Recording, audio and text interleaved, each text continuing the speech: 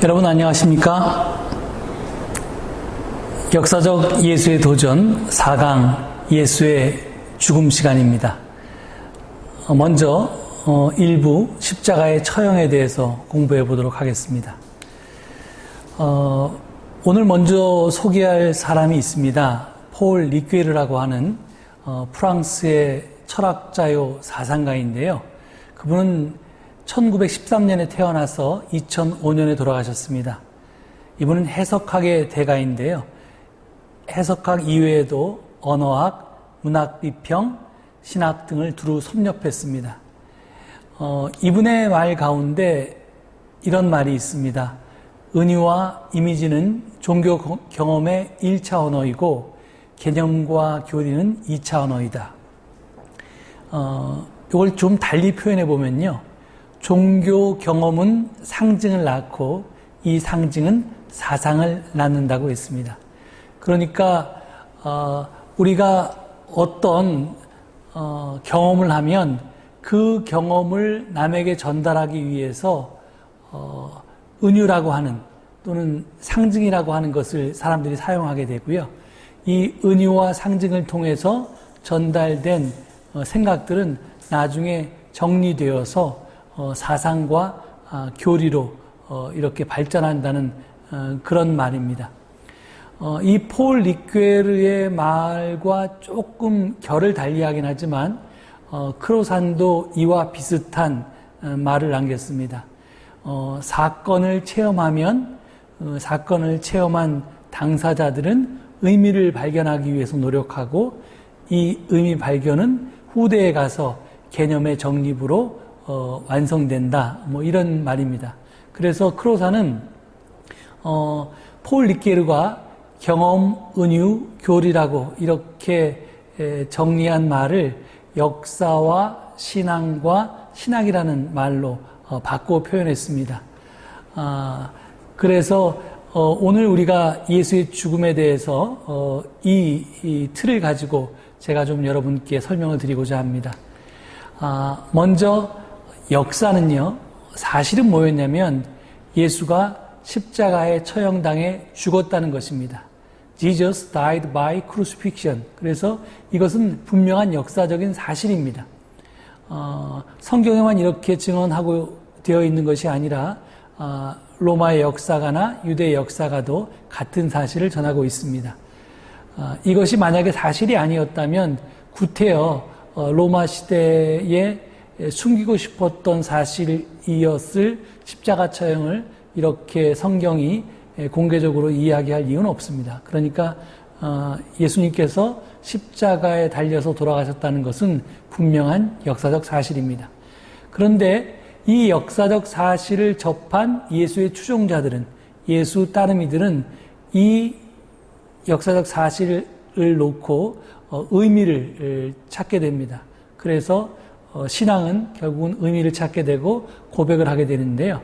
그래서 예수의 십자가 죽음에 대해서 초대교인들은 예수는 우리를 위해서 죽었다. 또는 예수는 우리 때문에 죽었다. Jesus died for us. 이렇게 고백하게 이릅니다. 그리고 이것이 후대로 넘어가면요. 개념화가 이루어져서 신학이 성립되는데요. 그렇게 된 것이 그 표현도 역시 신약성서 내에 나와 있습니다.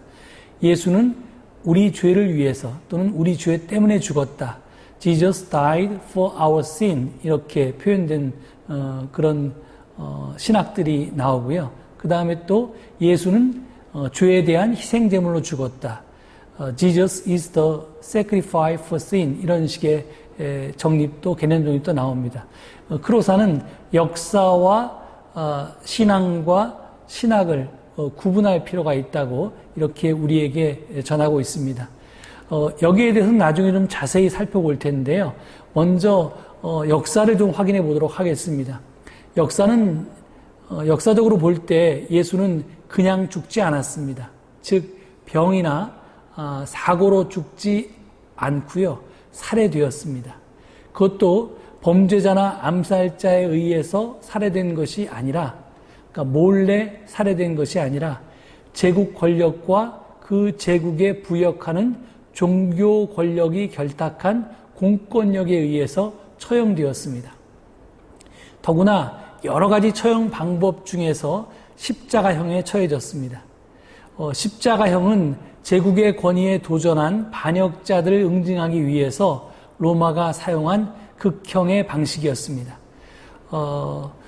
당시의 극형에는요, 십자가형 말고도 화형, 그래서 불태워 죽이거나 아니면 맹수에 의한 처형, 콜로세움에서 맹수들의 사냥감이 되게 해서 이렇게 죽이는 방법도 있었는데요. 이것과 유사하게 극한 방식이었지만 좀 더 끔찍했습니다. 화형과 맹수에 의한 처형과 십자가형의 공통점은 모두 다 아무것도 남지 않고 다 사라진다는 겁니다. 그런 공통점이 있는데요. 하여간 그런데 그 중에서 가장 끔찍한 것이 십자가형이었습니다. 그 십자가형의 그림을 제가 하나 거기다 보여드리는데요. 여기 보면 로마가 이렇게 많은 사람들을 동시에 십자가에 처형한 기록도 남아 있고요. 그리고 사람들이 벌게벗겨져 있고 발가벗겨져 있고 그리고 그 시체들을 먹기 위해서 하늘에 독수리나 까마귀떼가 지금 날고 있는 모습을 여러분 보실 수 있을 것입니다. 십자가형에 처해졌다고 하는 것은 분명한 메시지를 갖고 있습니다. 단지 예수를 제거하는 것이 목적이었다면 으슥한 골목에서 뒤를 공격하거나 독방에 가두어서 죽일 수도 있었을 것입니다. 하지만 공권력은 예수에게 십자가형을 내렸습니다. 십자가형은 처형 현장을 군중에게 오랜 시간 노출함으로써 군중의 저항행위를 억제하는 그런 효과를 내도록 치밀하게 고안된 처형 방식이었습니다. 이 마르틴 엥겔이라고 하는 사람이 십자가 처형이라는 책을 80년대에 썼는데요. 이 십자가 처형의 특징은 길을 꺾어 놓는다는 거였습니다.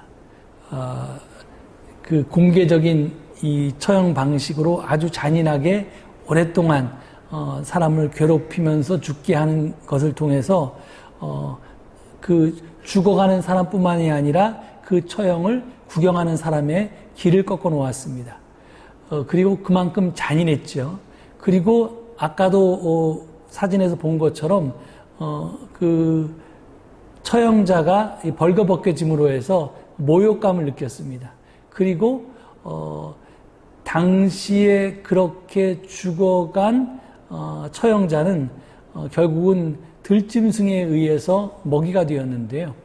그렇기 때문에 이제 멸절이 되었습니다. 아무것도 시체가 남지 않았다는 거죠. 그리고 당연히 남지가 않았으니까 매장이 불어가 됐는데요. 그렇기 때문에 그 시신을 매장하지 않는다는 것이 유대 풍습에서는 굉장히 큰 치욕이었습니다. 하여튼 이런 의미들을 담고 있기 때문에 십자가형이 전하는 소름 끼치는 경고는 분명합니다. 우리에게 도전하면 너희도 이렇게 된다. 그러니 까불지 마라 하는 것이었습니다. 예수가 십자가에서 처형됐다는 것은 예수의 복음이 반제국주의적이었다는 뜻입니다. 예수의 하나님 나라 운동은 당시의 지배 체제의 도전이었고 이에 공권력은 예수를 체제 안정을 위협하는 체제의 전복적인 인물로 간주했습니다. 그래서 예수는 로마 제국 및 그 평화 프로세스에 반대했기 때문에 그리고 그리스도의 평화 프로세스에 입각한 대안적인 사회적 비전을 편들었기 때문에 순교자로서 십자가에서 죽었던 것입니다. 그런데 우리 기독교인들은 이제 예수의 십자가 사건, 그 역사, 그 사실을 바탕에서 의미를 발견하기 시작했는데 그 의미 중에 하나가 그것이 좀 너무 나가다 보면 십자가가 예수 생애의 목적이라고 그렇게 생각하는 경향이 있습니다. 그런데 예수가 순교자로 죽었다는 것은 십자가가 예수 생애의 목적이 아니었고 예수 생애의 필연적인 결과였음을 그렇게 가리키고 있습니다. 하지만 이제껏 그리스도인들은 십자가를 예수 생애의 목적 자체로 생각해 왔습니다. 즉 십자가를 인류를 죄에서 구원하기 위한 필수적인 과정이라고 보았습니다. 실제로 성경은 십자가를 예수의 소명의 필수적인 것으로 그리고 예언의 성취로 묘사하고 있습니다. 우리가 잘 아는 그 복음서의 말씀 중에 제가 마가복음 8장 31절을 여기 인용했는데요. 인자가 반드시 많은 고난을 받고 장로들과 대제사장들과 율법학자들에게 배척을 받아 죽임을 당하고 나서 사흘 후에 살아나야 한다. 이렇게 예수님께서 예루살렘으로 가는 도상에서 이 세 번의 당신의 죽음에 대한 예언을 하셨습니다. 이 말이 마가복음에도 3번 나오고 당연히 이제 그 공간복음서에도 인용이 되어서 마태와 누가복음에도 나오는데요. 여기 보면 이제 인자가 반드시 많은 고난을 받고 죽어야 한다고 되어 있기 때문에 필연성을 나타냅니다. 누가복음에는 이것뿐만 아니라 예수님이 부활하셔서 엠마오로 가는 두 제자에게 나타나셔서 그들과 대화하실 때 그들에게 당신의 죽음에 대해서 설명할 때 이런 말이 나옵니다. 누가복음 24장 26절을 보면요. 그리스도가 마땅히 이런 고난을 겪어서 자기 영광에 들어가야 하지 않겠습니까? 라고 이렇게 질문을 하는데 여기서 마땅이란 말을 통해서 그 죽음이 또 필연적인 과정이었다는 것을 우리에게 증언하고 있습니다. 또 사실은 마가복음이나 누가복음보다 더 먼저 쓰여졌던 바울 서신 중에 그 부활장인 고린도서 15장이 있는데요. 그 15장에서 바울은 이렇게 얘기합니다. 나도 전해받은 중요한 것을 여러분에게 전해드렸습니다. 그것은 곧 그리스도께서 성경대로 우리 죄를 위하여 죽으셨다는 것입니다. 그래서 예수의 죽음이 우리 죄를 위한 죽음이었다라고 하는 것이 특히 필연성을 강조하기 위해서 성경대로라고 하는 말이 쓰여졌습니다. 자, 근데 정말 이건 이제 의미를 그렇게 찾은 건데요. 여기서 우리가 그 역사적 사실과 그 역사적 사실을 증언하고 있는 성경의 이야기 사이의 차이점에 대해서 좀 생각해 볼 필요가 있습니다. 앞에서도 말씀드렸듯이 예수가 유대의 로마 총독 본디오 빌라도 치하에서 십자가에 처형당했다는 것은 역사적으로 확실한 사실입니다. 팩트입니다. 유대의 역사가 요세푸스와 그다음에 로마의 역사가 타키투스도 이 역사적 사실을 우리에게 전달해 주고 있습니다. 그런데 복음서에 나오는 자세한 순환 이야기들, 그러니까 이 역사적 사실을 이제 진행하기 위해서 쓰여진 여러 가지 이야기들을 다 이제 순환 이야기라고 부르는데 이 순환 이야기들은 역사적으로 확실성이, 사실성이 결여된 것들이 많습니다. 한번 뭐 제가 여기 지금 참고로 마가복음에 있는 겟세마네 동산에서 예수님께서 하셨던 기도를 예를 들었는데요. 여기 마가복음 14장 36절에 보면 예수님께서 이렇게 기도하셨습니다. 아빠 아버지, 아버지께서는 모든 일을 하실 수 있으시니 내게서 이 잔을 거두어 주십시오. 그러나 내 뜻대로 하지 마시고 아버지의 뜻대로 하여 주십시오. 라고 기도한 것으로 되어 있습니다. 그런데 이 바로 앞절과 이 바로 다음 절을 보면 예수님께서는 제자들 무리 가운데서 이 기도를 하신 게 아니라 제자들을 남겨두고 조금 떨어진 곳으로 옮겨서 따로 기도하셨습니다. 그리고 그 사이에 제자들은 잠이 들었습니다. 따라서 그 제자들은 거리도 떨어져 있었고 잠이 들었기 때문에 예수님이 기도하는 내용을 알 수가 없었습니다. 그러니까 당시 예수님의 기도를 목격한 목격자가 아무도 없다는 거죠. 그런데 마가는 지금 이 기도를 여기에 싣고 있습니다.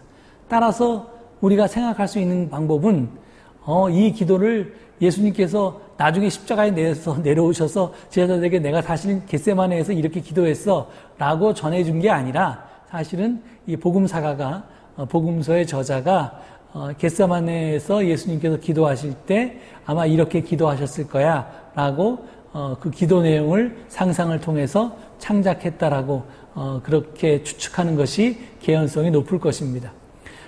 이와 마찬가지로 사실은 순환 이야기는 거의 전부가 팩션이라고 할 수 있습니다. 팩션은 팩트와 픽션이 합해진 말이죠. 그러니까 사실에 기초해서 지어낸 이야기라는 뜻입니다. 즉 순환 이야기는 십자가 처형이라는 역사적 사실에 기초하고 나머지는 상상력과 그 다음에 역사화된 예언에 의해서 재구성된 것들입니다. 여기서 역사화된 예언이라는 말이 여러분 혹시 처음 들어보셨을지도 모르겠는데요. 우리는 보통 예수님의 십자가 죽음이 구약의 예언자들이나 시편의 기사들에 이미 예언되어 있는 것들이 실현된 것이다 이렇게 생각하고 주장을 하는데, 사실은 거꾸로 예수님이 돌아가시고 난 다음에 그 죽음의 의미를 찾기 위해서 예수님의 추종자들이 그들의 경전인 구약성서를 뒤졌고요. 그 구약성서 중에서 예수님의 죽음의 의미를 발견할 수 있는 그런 구절들을 찾아서 오히려 이제 역으로 예수님의 죽음을 묘사하는데 사용했습니다.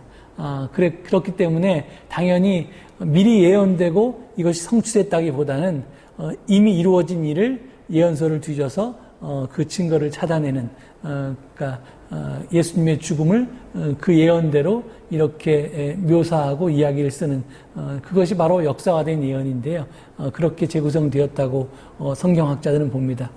따라서 성경이 십자가를 예수의 소명으로 그리고 예언의 성취로 묘사하는 것은 사실은 사실이 아니고요. 바로 성경 저자들, 복음 사가들의 해석, 인터프리테이션이다라는 것을 아시면 되겠습니다. 예, 이상으로 먼저 십자가에 대한 이야기를 마치고요. 그 다음에 예수님께서는 도대체 왜 십자가형에 처해지셨을까 하는 것에 대해서 2부에서 공부해 보도록 하겠습니다. 감사합니다.